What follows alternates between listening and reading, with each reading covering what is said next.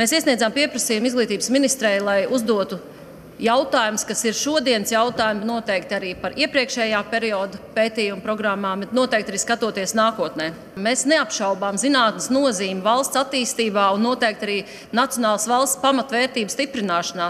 Un zinātnes finansējums ir nepietiekams un vēl aizvien ir nepietiekams. Un tieši tāpēc, ja atbalstīt ir, kā minēja kolēģi, 9% no pieteikumiem, tad šī atbalsta piešķiršana un izvērtēšana ir jābūt ļoti mērķtiecīga, izvērtēta, atbilstoši gan nacionālā plāna prioritātēm, gan noteikti šī brīža aktuālajai situācijai Latvijā un starptautiski.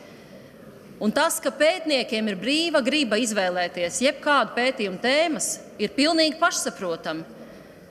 Bet amatpersonām, kas dala budžeta naudu, nav pilnīgi brīva izvēle darīt jebko, jebkurā situācijā. Ir jāvērtē gan šī brīža aktuālā situācija, gan arī valsts mērķi, uzdevumi un arī nacionālā attīstības plāna prioritātes. Viena daļa no jautājumiem ir veltīta šo pētījumu finansējumu pamatojumam, kvalitātei, un noteikti arī vēlamies saņemt visu pieteikto projektu tēmas, lai saprastu, kas tad ir tie 9 ekscelentie procenti, kas mūsu valstī šobrīd ir vissvarīgākie, gan fundamentāli, gan lietišķi. Otra daļa ir par nacionālā plāna prioritātēm, kas skar mūsu valsts pamatvērtības, tā ir valoda, kultūra, vēsture, identitāte.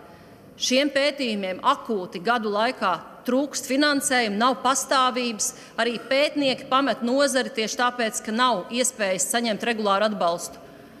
Tāpēc aicinām ministri sagatavoties atbildēt uz jautājumiem un noteikti ceram uz atsaucību, lai pārvērtētu projektu konkursu rezultātus ne tikai šogad, bet nospraustu prioritātes, mērķus, ko atbalstīt nākamajos konkursos, jo to mēs drīkstam darīt. Nav jāņem pretī viss, ko jebkurš pētnieks šobrīd ir izdomājis atnest.